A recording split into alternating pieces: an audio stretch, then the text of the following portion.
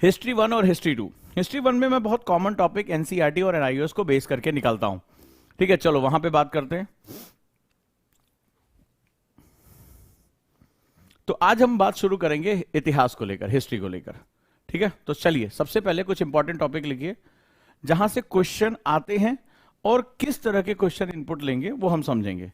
तो सबसे पहले वन फ्रेमवर्क लेते हैं, फिर प्रेजेंट ट्रेंड में जो साउथ इंडिया डोमिनेंस कर रहा है उस ट्रेंड के बारे में भी हम स्टडी करेंगे। रेडी, चलिए। तो सबसे पहले शुरू करते हैं हिस्ट्री में, the Harappan civilisation. Right, the Harappan civilisation. तो सबसे पहले हमारा टॉपिक है हड़प्पा की जो सभ्यता।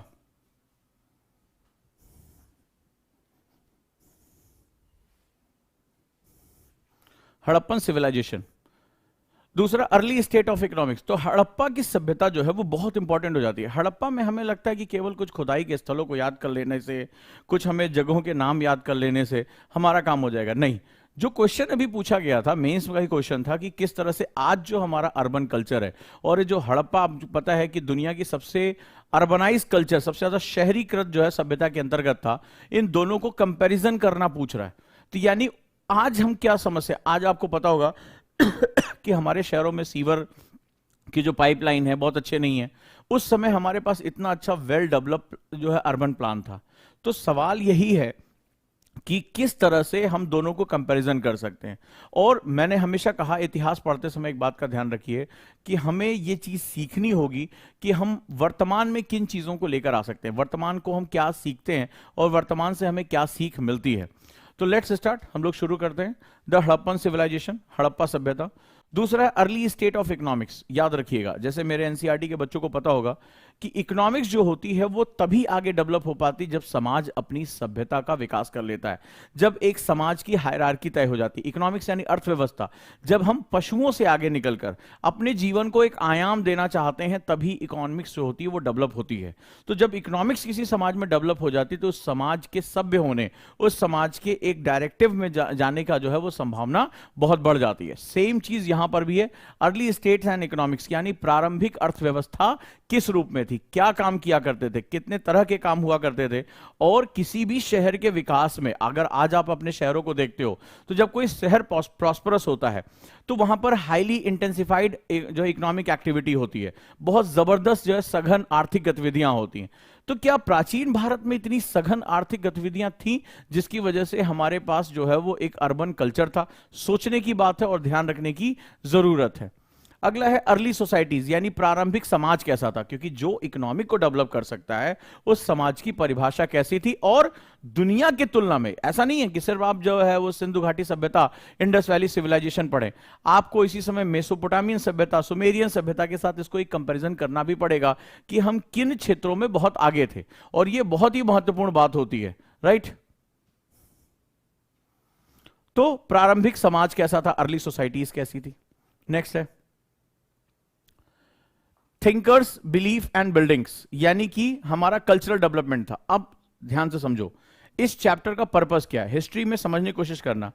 तुम एक समाज को जब स्टडी करते हो तो हमारे समाज में आज की डेट में तुमने देखा होगा, जब हम आज अपने समाज को देखते हैं तो हमारे समाज में अलग अलग धर्म के लोग, संप्रदाय के लोग, जातियों के लोग हमें चारों तरफ दिखाई पड़ते हैं। अलग अलग, किसी का इकोनॉमिक एक्टिविटी अलग है, कोई कृषक है, कोई व्यापारी है। तो हम उसी हिसाब से, तुमने देखा होगा कि हम अपने आप को रिप्रेजेंट करते हैं, अपने आप को शो कर। जैसे बहुत अमीर आदमी है, मान लो अभी आपका एक बहुत बड़ा अमीर आदमी हो गया, अब वो क्या काम कर रहा है, अब वो जो है वो एक सेगमेंट, मान लीजिए मुकेश अंबानी साहब हैं, तो अब उन्होंने अंटीलिया नाम की बिल्डिंग बनवाई है, बहुत अमीर हैं वो, आज को तुमने देखा होगा। या कोई बहुत बड़ा जो है किसी ने सेगमेंट बनवाया। तो इसका मतलब है जो कल्चरल सेटअप होता है, जब समाज विकसित होता है, समाज में हायरार्कीज होती हैं, इकोनॉमी डेवलप होती है, अर्थव्यवस्था, तो उसके कारण जो है वो कल्चरल डेवलपमेंट यानी कि सांस्कृतिक विकास भी हमें देखने को मिलता है। और समाज में सोचने वाले, विचार करने वाले, इनका भी एक डोमिनेंस आता है। तो यहां पर है सांस्कृतिक विकास। तो जब समाज विकसित होता है तो संस्कृतियां भी विकसित होती चली जाती हैं। आगे चलकर संस्कृतियां समाज को विकसित करने का काम करती हैं। तो दोनों एक दूसरे के साथ क्या होता है, अनोन्य आश्रित होते हैं, एक दूसरे की तरफ वो जुड़ते जाते हैं। ठीक है, तो इसको बोलते हैं कल्चरल डेवलपमेंट यानी कि हमारा सांस्कृतिक विकास। तो आपने क्या देखा, हम एक सभ्यता के रूप में विकसित हुए, हमने इकोनॉमी को डेवलप किया, हमने समाज को विकसित किया, हम जो है वो क्या हो रहा है, संस्कृतियों को विकसित करते चला। और संस्कृत के अंतर्गत हमारे मकान कैसे हैं, हमारी पेंटिंग, हमारा साहित्य, हमारा जो है वो फिलॉसफी, हमारा दर्शन, ये सब कुछ होता चला जा रहा है। यानी हिस्ट्री एक लिंक हमें दे रही है जो हमारी विकास की यात्रा क्या है। तो बेसिकली अगर एनसीईआरटी को फोकस करोगे तो ये कहता है हमारा अतीत। किसका अतीत? अवर पास्ट। अवर का मतलब हमारा, एंथ्रो का, मनुष्य का, होमोसैपियंस का। तो हमारी विकास की यात्रा ही हमें पढ़नी है ताकि हम आज वर्तमान को अच्छी तरीके से समझ सकें। नेक्स्ट है पार्ट हमारा इतिहास। 10वीं से लेकर 17वीं शताब्दी तक के बीच में इतिहास में बहुत उथल पुथल हुई, बहुत ज्यादा, 10वीं से 17वीं शताब्दी के इतिहास तक।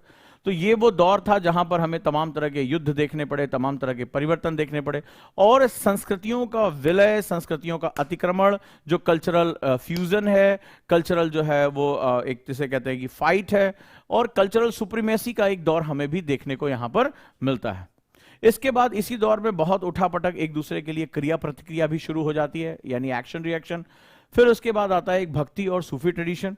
भक्ति और सूफी ट्रेडिशन बताता है कि अंत में हम लोग मानव के रूप में अपने आप को उदारवाद की तरफ ही लेकर जाते हैं। तो ये दोनों मूवमेंट तो थे वो अपने अपने धर्मों में एक तरह से रिजिडिटी को खत्म करने